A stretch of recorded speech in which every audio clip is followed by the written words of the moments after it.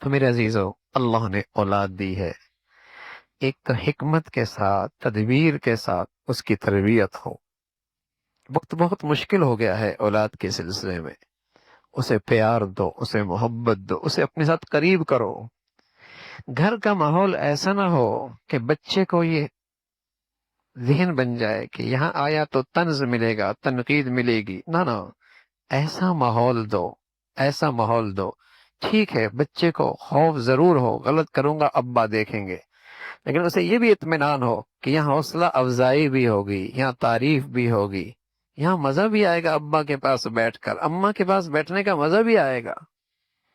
اگر اسے قدم قدم پہ ہر وقت طنز ملا، تنقید ملی، تو وہ آپ کی صحبت سے دور جائے گا، اور ظاہر ہے ماں باپ سے زیادہ مہربان کون ہو سکتا ہے، کس کے ماحول میں جا بیٹھے گا۔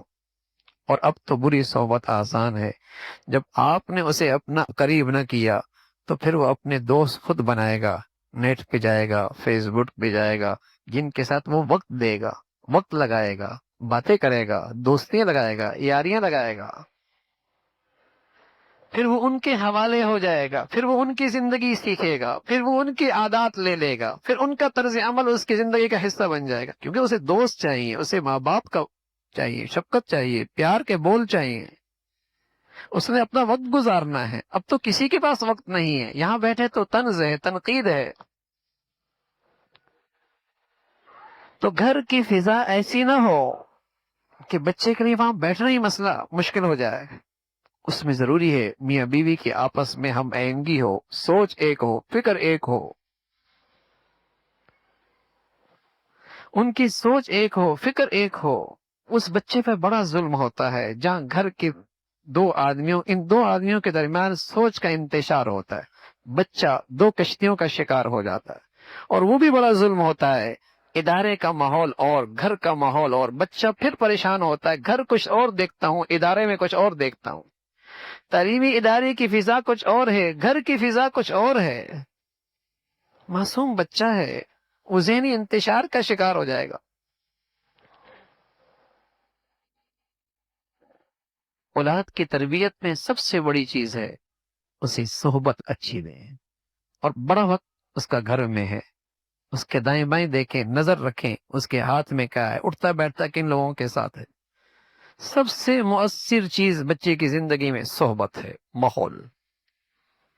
آپ کس تعلیمی ادارے میں بھیج رہے ہیں، کس درسگاہ میں بھیج رہے ہیں، گھر کا ماحول اسے کیسے دے رہے ہیں، اس پہ نظر ہو۔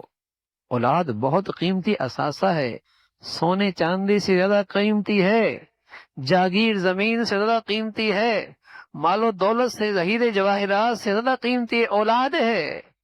اسے سنبھالنا ہے، اسے قیمتی بنانا ہے، اسے اپنا سرمایہ بنانا ہے کل کے لیے۔ تو صحبت دیں، ماحول دیں، اور ایک بات ہے، دعاؤں کا اہتمام ہو۔ اللہ کے پیارے بندے ہمیشہ اپنے بچوں کے لیے دعائیں کرتے ہیں، ربنا ہب لنا من ازواجنا وذریاتنا قرۃ اعین واجعلنا للمتقین اماما۔ یہ 19ویں پارے میں ہے، یاد کر لیا جائے، مفہوم بھی ذہن میں ہو، اور بڑی گڑ گڑا کر کے مختلف مواقع میں اس دعا کا اہتمام ہو۔ اللہ کی ذات سے امید ہے اولاد آنکھوں کی ٹھنڈک بنے گی، انشاءاللہ یہ اولاد کل کے لیے قیمتی اثاثہ صدقہ جاریہ بنے گی۔ اللہ ہم سب کا بھائی اپنے اولاد کے لیے صحیح فیصلے کی توفیق نصیب فرما دے۔